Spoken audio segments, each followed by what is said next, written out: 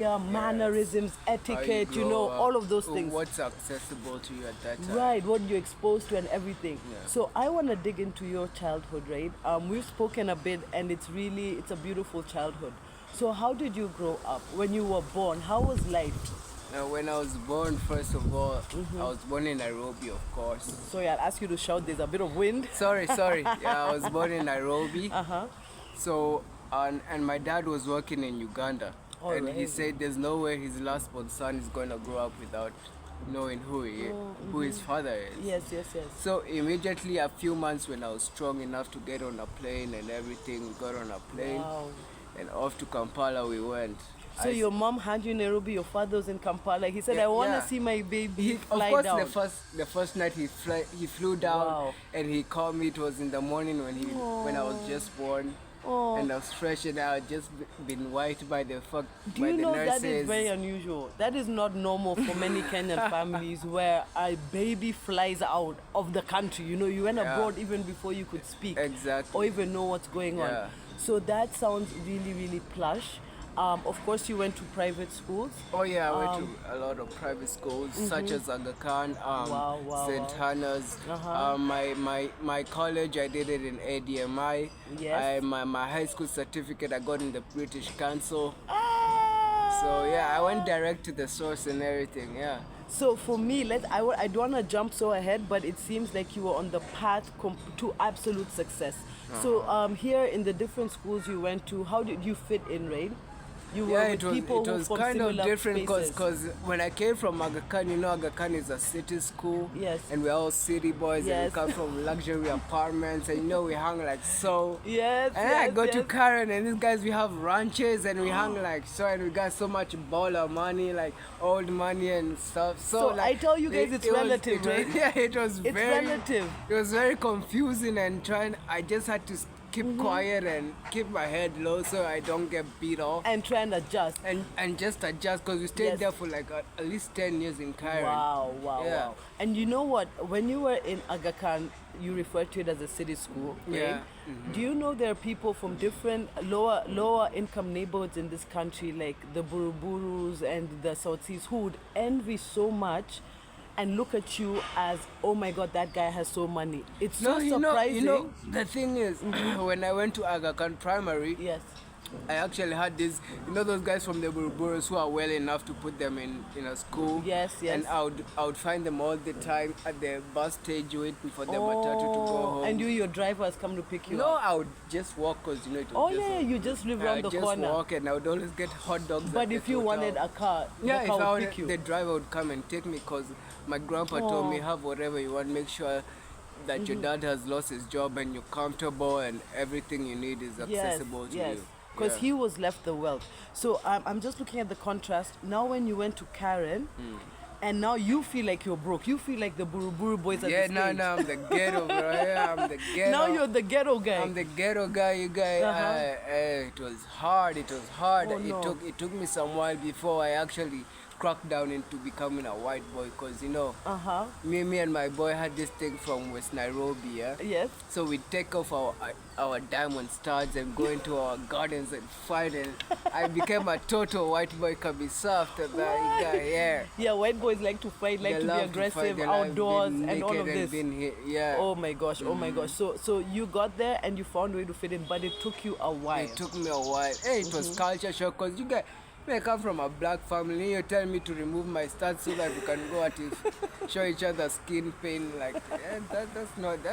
But you adapted, right? I adapted. But what feelings did you have? Did you have the feelings of the Buruburu There was guys? so much racism. Oh no. Because I was also with other cultures of different Western countries because they come from war. So the racism from the white person, it was so much that because I came from a potential family, as I tell you, my father was fired. And most of the people he would hang with are people who are sponsored and shit. They don't have a background to lean on to show them they can be successful. So I really got that with a lot of white boys, and they liked me for that because I was tough and I always stood my ground because I know I came from somewhere and there's something I need to protect. We'll get into that later about the father losing the job, but his father was a very prominent Kenyan, and because of some political mishap, he was taken out of power. So you mentioned racism. Were they racist to you or other people? No, they're racist to me because they knew I was the most intelligent. So I would get into a lot of fights with them, but it wasn't like an aggravation fight that we would call out like, hey, we were kids, we were teens, it would just boys. End there, right? You know, and their parents were missionaries and they were Christian because he was working as the head of communication at that time. Yes. So yeah, we had a lot of sponsors to a lot of white schools like RVA and stuff, like, you know. So you'd go around, you'd have sleepovers at these people's houses. We'd have like the rich guys would help the small communities who have been sponsored and everything. So you adopted some of these mannerisms. You were cultured. Exactly. You know how to sit around a dining table. I know how to hang around an African culture and a white Western culture. Exactly. You can eat pizza. You can eat pizza. Play charades. I can eat cockroach and ugali. Cockroach. No? Kenyans don't eat cockroaches. I'm putting in quotes. I've been there. So when you mentioned the Buruburu boys when they saw you, and now you were the Buruburu boy until you adapted. Why did you ever feel insecure? Did you ever feel like these guys have ranches, they have more money, some people have more money, better cars? How did that make you feel? It made me feel bad because all my grandfather invested was in the city. Even if you go to Mombasa, it's the city. It's Nyali, it's Mutwapa. It's nowhere deep down. Even here, within the city, right? It's within the city. So this is more expensive land. I think it's very high. This land is around in the billions. 300 million. I think it's almost in the billions. 300 million. I think it's in the billions. Because it has structures like 400 million or a billion. Yeah. I think so. So now, you were in Karen, you were around white missionaries. I've already adopted. You've adopted? White black Americans.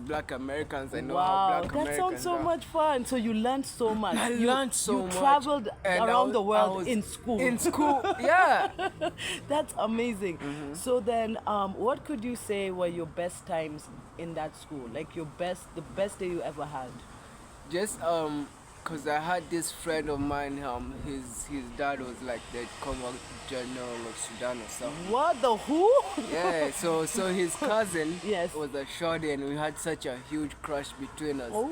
And when I transferred, we would keep talking. Yes. And she created an accent and I had an accent. Of and course, you can imagine a dark-skinned girl just talking to you in an and they're gorgeous. And I bet they have the long wigs and they their come eyelashes. From a general family and they're so and they have royal. so much money. Sudanese people in Kenya, there's two sides. There's like this uber brown, wealthy and the low. There's the Nuer and there's the Dinka. Nuers are a bit lighter. Dinkas are, the models, the aquals you see. So you liked this girl? I like this girl, so we've kept in touch for a while. So yeah. So it was a beautiful love story. It was a very beautiful. I love that you went to an almost all-white school, but you really were attracted to the black girl. It's really not usual, right? It's not. Many times guys like you from your background like light-skinned girls, 0.5 girls, white girls. Yeah, that hot girl everyone hits on. Yeah. So but actually in Karen I found it hard because every girl over here, every Marabu girl in Aga Khan used to have my back like yo. Wow. Yeah, and I come to St. Hannah's, I'm like, it's kind of hard because you have Chief General's children and nobody's going to lick your ass. So there was, did you feel intimidated by this world? It was culture shock because me myself, I don't know where I'd come from. My grandfather hadn't brought that down for me. And you come from money. This is why I tell people money is relative. It's like right now, you could be a president's child in this country. But if you go to the UK and meet Ronaldo's children, you really are reminded that you're really not that. Something small. So you compare to these generals' kids and presidents' kids and who kids, financially you felt like you could not live up to that. And I feel like that has carried on with you to this day as your friend. Yes. Whenever we argue or whenever we have a problem, you go straight to the money thing. I used to feel like that as well, because when I went to South Africa for my uni, I met with the Botswana royal family, some of the princesses from the Botswana royal family. Yes, there was a Nigerian kid who would come to our school with a Rolls Royce. Exactly. So suddenly I felt my dad's BMW or Mercedes is not nothing. And I was confused. I had an identity crisis, because you were always the special boy. I was actually, if you even Google, like, amongst my grandfather's grandkids, I'm the last born, I'm the youngest. Wow. And the cutest. So I can imagine when you'd even go to the village, you know, all the kids would run after you. Oh yeah, we had a hella good time with them. You know, I would interact with them because we have a church there. Wow. So we'd go to church with my grandpas, and then they would have their little meeting in the afternoon, and I was forced to stay with the children. And we'd just play ball. But you always had a sense of importance because of your grandfather and father. So wherever and I really learned how to treat a human and a financial human. Financial human, I like that. Yeah. So you'd go to places, offices, and doors would open up because of your grandfather's name. Exactly. You'd get special privileges, special treatment. Wherever you'd go, whatever restaurant, private club, social clubs, you know, you'd order off the menu and it was comfortable, right? But meeting this other group of uber wealthy people made you get confused. They wouldn't know where wealth comes from, and they don't know, because most of them were rejects from other countries. They came from Oh, I can. So they're on refugee status. But they had so many dollars that they were being given by the UN and other programs. Exactly, they're just there to study. They're studying theology, because my father was working at theology college. Wow. So it was all about theology, and so many people would come from so many places, from the States, even white people. Is this where your spirituality comes from? That's where my strong spirituality comes But he refused to go to church. He refused to enter church. I think he was just mad at me, but it's okay. I know he would have. Because I've been around that my whole life, you know? Right. Even my grandfather is Catholics. Every ceremony we'd have at our house celebration, the Catholic would come, the Catholic Church of Machakos would come, the high priest, and we were all dubbed and everything. It was a big thing, So growing up in that church culture, did you feel oppressed or did you feel liberated? Did you feel free? I felt free because I had a say, I had a sense of someone. I'm someone. A higher power, right? Exactly. And an importance. Yeah. So you managed to finish at St. Hannah's. This is St. Hannah's school. No, I transferred. I transferred from St. Hannah's. I went to homeschooling. All right, I was in homeschooling until my high school, until I graduated. Because you didn't really like being around other kids? And I was really dyslexic. I love that he said that. I love that. So many people's children are dyslexic and they just learn differently. So if you put them in a situation where they learn differently, they will succeed. We really need to do a lot of work on dyslexia. A lot of Kenyan families, a lot of African families, Even right now, European I know a lot families. of Kenyans are going through dyslexia because of the economy. If I would tell you, like, straight from the heart, just stay strong, you guys. Be a hard-working person, because I know what you're going through. I'm proud of you. You managed to finish high school and you had dyslexia. I'm super proud of you. High school and college, give up, and college. A lot of students give up. They think they're stupid. They think they can't learn. All I can do is hustle. That's not all you can do, bro. Good. And then many parents don't want to research on why is my child having difficulty learning. I remember when I was taking my British Council results to the college, they're like, no, we can't. And I remember telling my parents, just stay back and just let me handle it. So I went there, till they admitted me. And it was such a spiritual moment for me. Good. That's you why fought for I yourself. took it for granted, because it's so much to me that someone would fight for you. You would fight for yourself. I would fight for myself. Yes. So now after you had this experience, and for me, you've gone to school, you've gone to university, you've completed all of that. You told me you started drinking in college. Yeah. When did it become a problem? When did you realize, okay, or the drugs use or something? I can't stay without a drink. Yes. When did you when I graduated and I had no job, and now looking for a job was stress, and now I was backing in with my parents, because we hadn't had a real will read, and my grandfather was still alive. Right. So backing in with them was like hella crazy, because Wow, I feel that pain. That sounds like a really serious transition. You were raised to know that getting a job is not a big deal. Not a big You're deal. gonna be able to live off your family's investments and your grandfather's wealth, and then suddenly things are different. How did you feel emotionally? Cause my family always looked at me as dyslexic, and they saw me they like counted now. You out. Yeah, they saw me now. Okay, maybe he has some potential now that he's getting somewhere. Yes. And they were afraid of that. They were afraid of that because they saw the rage in me, and the things I'm willing to get, and to success. So they are really afraid of that, and they had to find a way to put me down. To stifle you down. Yeah, to stifle me down. Because as I understand and as you put it, your grandfather had ridden most of his wealth to you. Under me, yeah. So you became a threat. I became a threat, yeah. So they had to stifle you, silence you, throw you away. In the house over here, away, away from the lawyers, away from the paperwork, so they can control. Yeah. And how did this make you feel? How did it make you feel like your family doing this to you? It gave me motivation because it showed me that only really God is on my side, Yes. And I told my father blank straight in the face, I only need you or your family. And the day I found out that I have an offspring once I moved into Nairobi. Yes. Once I learned to have offspring, that even gave me even more energy and encouragement to do well as a person. Wow, individually? Individually, yeah. As you're still fighting for this wealth? Still fighting for my fucking right. So I want to leave that there. I want to leave it at that cliffhanger where we've just completed university. There's a problem with succession, and there's a lot of pain there. And so I want to go through that tomorrow. Okay. For now, I want to lighten up the mood. Okay. Can people get to know Handsome Maingi? Can we see your tattoos? Yeah, you can see my tattoos. Right? They're so beautiful. All right, so let's go through each of them. What's happening here? What's this? Here, this was a design I liked. I just drew it. I was bored in class. It's so gorgeous. Can you get? Yeah, it's gorgeous. And I realized I had to find a way to make my heart.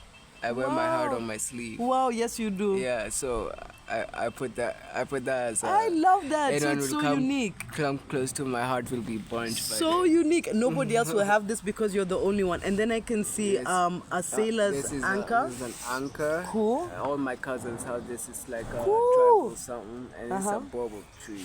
And it this only produces mabui. Wow. And you can only have it in a dry place. So anytime you're lost, look for this tree and you'll always be safe. Wow, the baobab tree, right? And then let me see. And I have the M. You have M for Maingi. M for Maingi. This told me I'd never get a job. I put this. Oh my God! I had this huge one here, and I worked at corporate for over a year, so it doesn't matter. It doesn't matter. Okay. If you're good at what you do, and somebody values what you're doing, you will always have a job. So on that cliffhanger, I want to say bye, guys. Will you say bye? See you. Love so we plan tomorrow to continue this session. Yeah, so sure. I will meet you after the clinic, and maybe you can come to my house, or I stay at your house, and we'll see how we'll do this. The ring light, yeah. Yes. So you're gonna come to my house tomorrow, and we're gonna shoot part 2, part 3, part 4. So far, what can you tell people? I love you. Stay strong, you guys. Dyslexia is not a very strange disease, but you can always get over it if you smart. Right. And also addictions, right? You've overcome and crack, also cocaine, heroin. I've come out of crack. We're just working on the liquor now, and we're gonna get it down. You see this like kikombe here? Always something missing. You see how you put it in a teacup? There's always something. You see how you put it in a teacup, acting like it's water, and then he stretched it and he's put it all the way here on the table, and next to my rosary. All right, so bye.